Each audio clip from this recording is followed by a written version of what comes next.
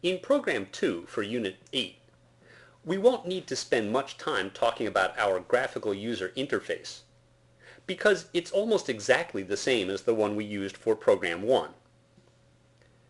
Here's our program as it looks when it's running. The top half includes a label, an entry widget, and a button. The bottom will be a separate label used for displaying output. The frame at the top we call top frame. The prompt is called prompt, and we fill it first with the text enter word. And our button is called do. It's initially labeled translate, and it calls a function that we need to write called translate. The label at the bottom is called answer. What's more interesting is how this interface is used. When we click translate, the word typed here is looked up in a dictionary. And if it does not already exist in the dictionary, the user needs to be prompted to enter the translation. Watch what happens to the button when I click it.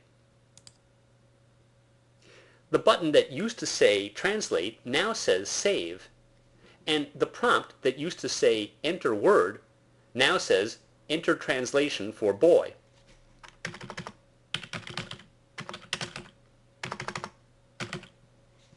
When we click save, the information is saved and the button label is changed.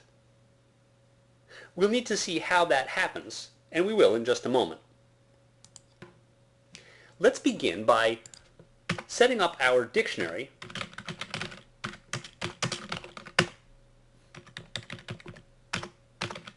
Of course, it begins empty. And we'll need a name for the word that's currently being translated. We'll start it out empty. Now let's define the translate function.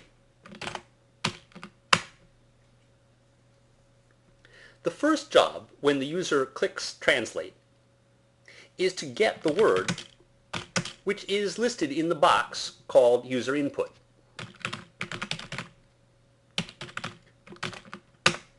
We use the get method of the entry widget. Note that since we're setting a global variable word, we need to declare it as such.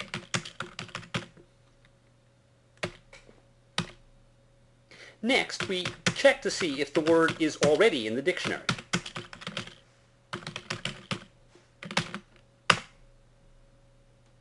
If it is, we display the answer, the translation, as the text property of the answer label. It will be displayed using this pattern. Here's the word, and here's the translation. Here's the word to fill the first blank. Here we look it up in the dictionary to get the translation, and that fills the second blank. This is if the word is in the dictionary. If not, we need to ask the user to enter it. The first job is to change what the prompt says. Now it shouldn't say enter word, but instead enter translation for the word. And what word is that? It's the one referred to by this name. Next, we need to change the label on the button. It shouldn't say translate, now it should say save. Finally, we will be wanting the button to do something different than it did before. Now when the button is clicked, we don't want to call the translate function. Let's call a different function called save. We'll pick up from here in the second half of this screencast.